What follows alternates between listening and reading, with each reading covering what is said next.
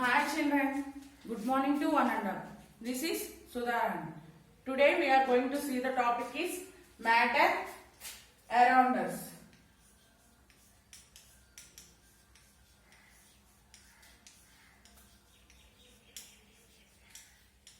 Okay, in the previous class we had discussed about the matter. What is meant by matter? In how many states does the matter exist? Now we are going to see the topic is how small are particles in matter. We know that matter is made up of a tiny particles. Okay, we know that matter is made up of a tiny particles. To prove that experiment, see, take a beakers.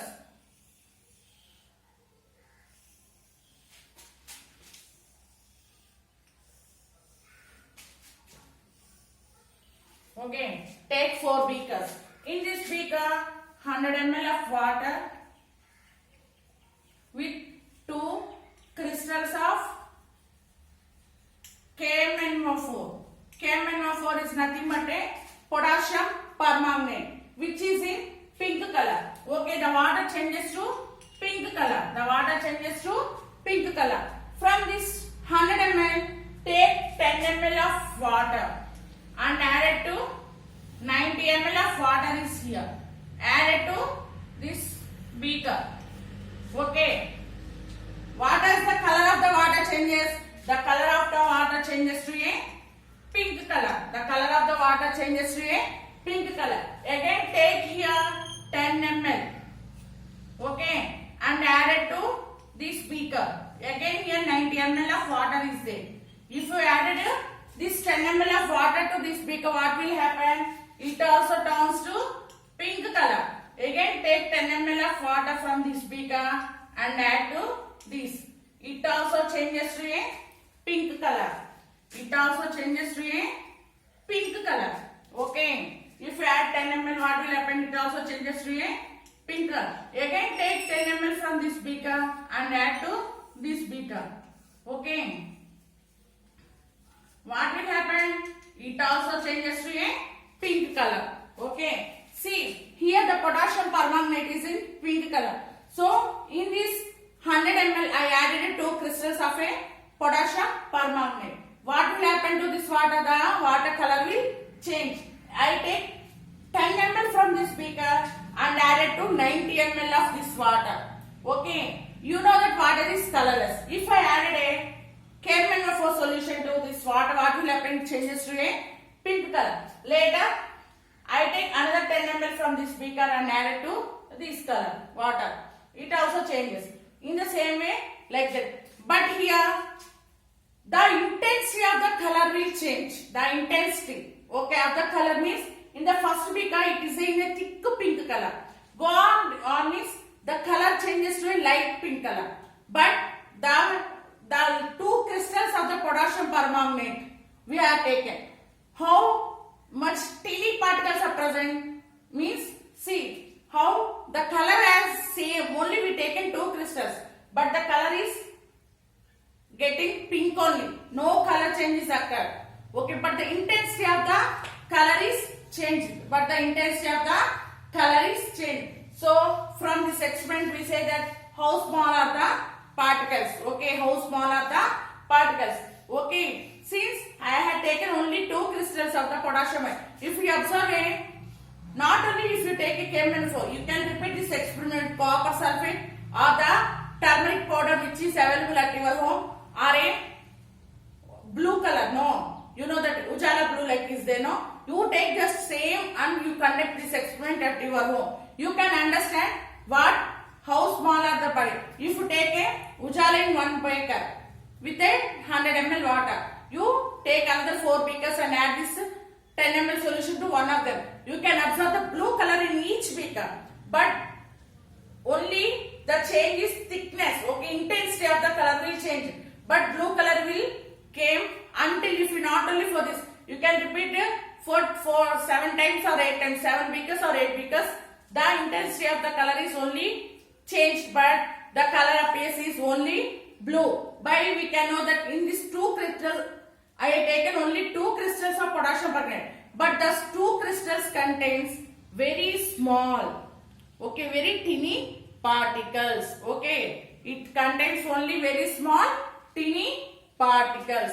Okay, now understand now. Next, see, there exists space between the particles. Okay, we know that how the particles are arranged in solids, liquids and gases. Okay, suppose if you take a beaker full of water. Okay, beaker full of water, and what we have to add? We have to add a salt. Okay, what we have to add a salt. Take a full beaker of water and add a salt to that beaker and mix it well, stir it well. What will happen? The salt will dissolve in water. The salt will dissolve in water. If you add another 2 spoons also, it will dissolve. Why the salt dissolves in water? We know that in liquids there is a space between the particles. In liquids, the particles are arranged like this. Okay, the particles are arranged like this. So there is a space between the particles in liquid. When solid is added to the particles, the solid will occupy the space present between the particles. Okay, the solid which dissolves in water will occupy the space which is present in the liquid. Okay, which is present in the liquid. So there exists a space between the particles in liquid. Okay, understand now? See, again I am explaining. Take a beaker full of water, 1 glass of water, and if you add a sugar or salt and stir it well, what will happen? It will dissolve in water. Why it dissolves? Okay, why it dissolves? Because in liquids there is a space between the free space between the particles.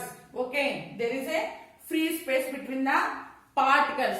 That's why the salt it is in a solid state. So the solid will occupy the space. The solid will occupy the space which is free in the liquid. Which is free in the liquid. So it dissolves freely. If there exists no space, what will happen? If there is no space to dissolve, such solution we are calling as a saturated solution. Such solution we are calling as a saturated solution. Okay. In solutions already we explained. I added 2, 3 or 4 spoons of sugar. It will dissolve. Further, if the solute is less, I take only 90 ml of water. I take only 90 ml of water. The exists space is very free. Its capacity is only 4 spoons. If you added 6 or 7 spoons, what will happen? There is no space, so it can't able to dissolve. Okay, it can't able to dissolve. Such solution is called saturated solution. If we heat means what will happen? The space will exist. Okay, the vapors will change and we can get a space. So by this experiment we can say that there exists a space between the particles. There exists a space between the particles. Next topic is force of attraction between particles. Okay, what is the force of attraction? Okay, let us open a tap in your house. What will happen? The stream of the water is falling continuously. The stream of the water is falling continuously. If you stop with a finger, it will stop, ma? No. Why? The force of attraction is more. The force of attraction is more. Okay. If you break a nail, is it possible to break a nail? If broken, is it possible to join? Is it possible to join? Only by the fireworkers will able to join. We can't able to join. If you break a piece of chalk, we can break. Is it easy to join the piece of chalk? No. So the force of attraction is different for different substances. Okay. It is different for solids.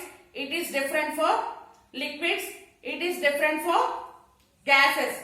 Okay. It is different for gases. Okay. Different types of materials have different types of force of attraction between them.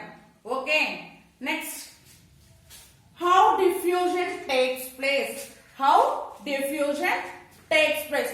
We know that the rate of diffusion of gases is higher than liquids and solids. We know that. Okay. In the case of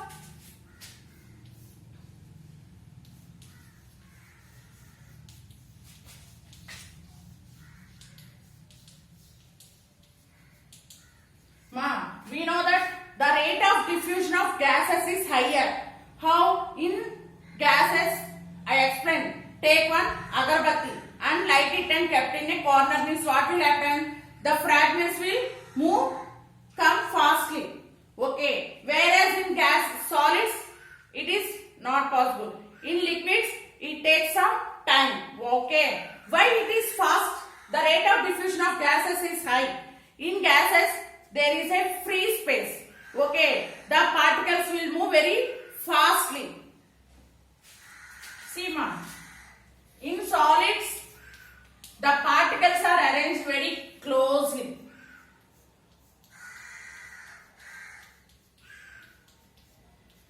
Okay. In solids, the particles are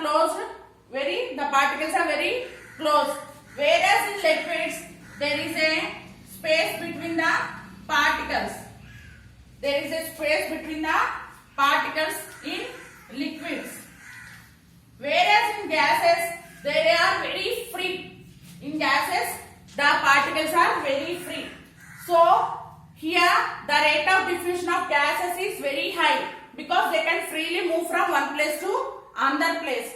In liquids, there is some space between the particles. So, they also move very easily. Whereas in solids, the particles are very close to each other. So, the rate of diffusion of gases is higher. The rate of diffusion of gases is higher. Okay. In gases, they are higher because they can move very fastly and the particles are very freely moving. In liquids, the rate of diffusion is better than solids. Okay. Better than solids. Why? Because in liquids, the particles are there is a space between the particles. There is a space between the particles. Okay. If a colorless gas is diffused with a color gas, what will happen? The bromine will occupy the space. The bromine will occupy the space here. Okay. The bromine will take place and they can diffuse very easily. Okay. What will happen if in liquids I drop a KMnO4 solution? It takes a time to diffuse in liquids. Okay, it takes a time to diffuse in liquids. If gases are diffuses, what will happen? A bromine is a gas. Okay, bromine is a gas. If it diffuses into a liquid, what will happen? It takes a time. Okay, it takes a time to diffuse into liquids. Understand ma? See. Again I am explaining. In solids, the particles are very tightly packed like this. In liquids, particles are very free. In gases, the particles are very free to move. Okay. They are loosely packed. So, the rate of diffusion of gases is high than liquids, than solids. Okay. Understand? Here the diffusion takes place very fastly in liquids than solids. Okay. What will happen if a diffusion takes place in liquid? If the diffusion takes place in liquid, it takes some time to diffuse. But the diffusion takes place. Whereas in gases, the rate of diffusion is very fast because the particles are very free and okay, there exists more space. The particles will move fastly. Okay.